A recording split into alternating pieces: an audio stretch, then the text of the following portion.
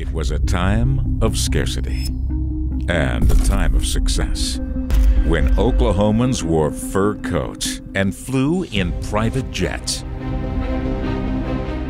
Oklahoma City Mayor Mick Cornett joins us in studio today. Mayor, good to see you again. Thank you for your time. He's producing a movie called Oklahoma City, the Boom, the Bust, and the Bomb. And let me set this up real fast. He's been mayor of Oklahoma City since 2004, elected to his fourth consecutive term, which I believe is the first time that has happened. Congratulations, by the way. Before that, a broadcast career, a career in video production. And I asked this opening question with tongue planted firmly in cheek. What could you possibly know about producing a film about Oklahoma City? You know, a story is a story. I spent 20 years telling 1-minute stories, and then I had a video production career where I told 5- and 10-minute stories for corporate clients.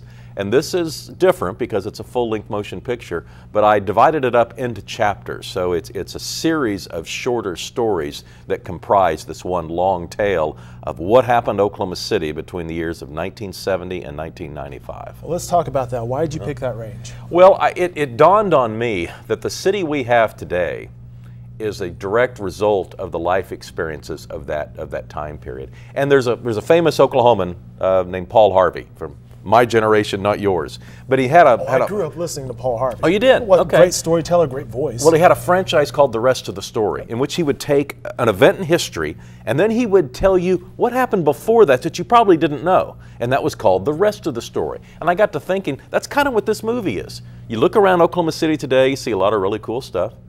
This is the rest of the story. This is when there was not a lot of cool stuff. But a lot of the things that happened in those years of 1970 to 95 have a direct impact on the city we have today. How much fun was it doing the research for this? Because when you watch the trailer, it's dramatic, and that stuff that was going on in the 70s, I'm like, tell me more. How much did you learn going on? Well, I love the history, and in interviewing people who were closer to those situations than me, I did learn a lot. I think the biggest eye-opener to me was that Burns Hargis was the FDIC attorney who had to take the order to the federal judge to shut down Penn Square Bank.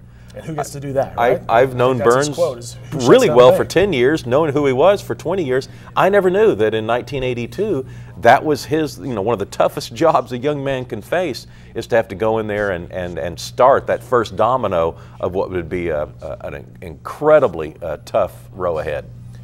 Chatting with Oklahoma City Mayor Mick Cornett, his film, which you can see at Harkins Theater on April 10th, Oklahoma City, the Boom, the Bust, and the Bomb.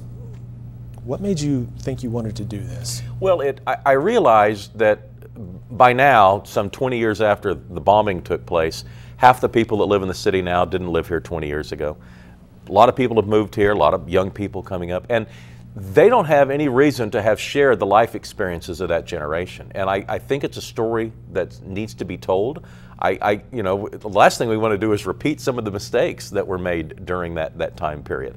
And as I said before, I think that what we have today is a direct result of that time period, and I think people will find the story interesting. We are also producing a documentary, if you will. The Oklahoman and OETA has teamed up.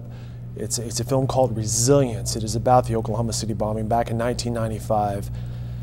And I'm getting to the question, how did you tell your story? We told it first person wise, whether it was reporters, first responders, Governor Keating.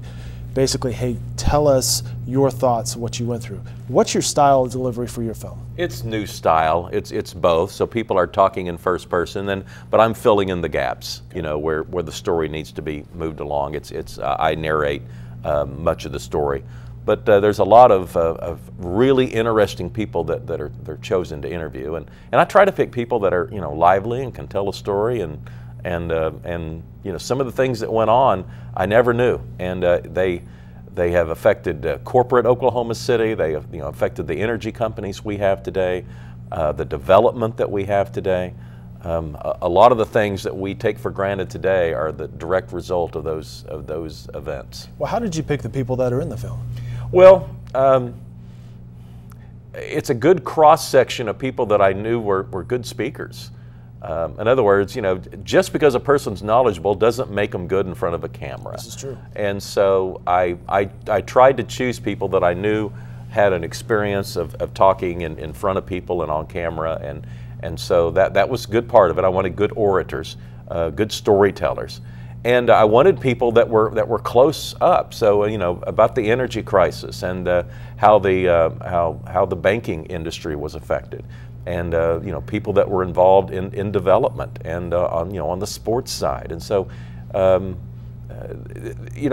I started making a list, one person after another would just kind of fall into place, and I ended up with about 20 to 25 people, politicians, business leaders, and government experts, and of course you can't do a history piece without talking to Bob Blackburn, because Bob Blackburn knows more than anybody else I know. Speaking about a well-spoken guy who can give you a soundbite. Absolutely, people are going to enjoy Bob's work in this piece.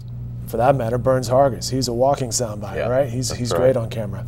Tell me about the filmmaking process here. Did you get to work with your family? I know your boys, Casey and Mike and Tristan, great guys, and good job for you for raising them that way, but was this a family effort in any way? All three of them were involved at some stage, and all of the crew was Oklahoma-based, Oklahoma City or Tulsa.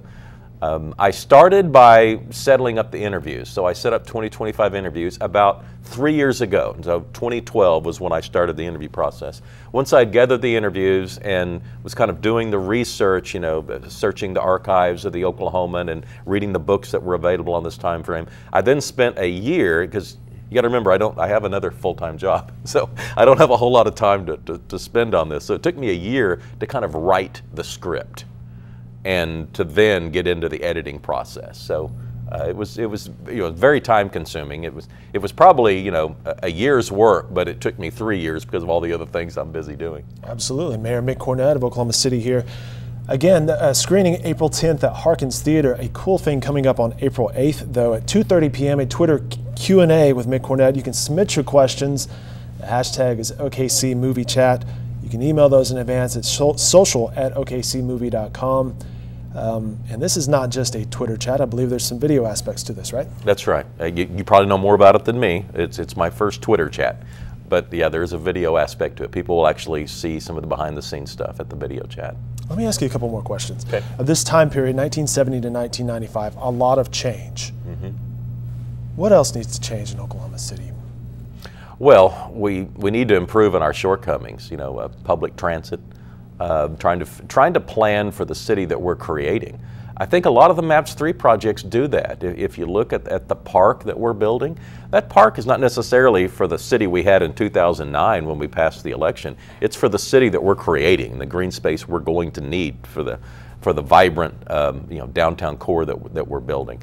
It's also the first step in kind of a rail-based transit system. So I think a lot of the stuff that I think, hopefully 50 years from now that people will take for granted had their genesis in MAPS 3 and in this decade. So we're starting what I hope is the next stage of technology that people in Oklahoma City are going to enjoy for decades to come. And when you were interviewing your 20, 25 people for your film and talking about the change and the growth of Oklahoma City, what was the common thread when they were talking to you? Was it of positive? Was it still looking forward? Yeah, but now we could be so much more. What did you take away from that? I think one of the threads was when the boom ended and the bust began. I think people just thought it wouldn't last very long. There was an optimism, and and every year got worse. And there's a one line that we use, on most of the marketing materials. When it seemed like things couldn't get worse, things got worse. And there's a particular point in the documentary that kind of validates that they thought it couldn't get worse, and then they realized it could.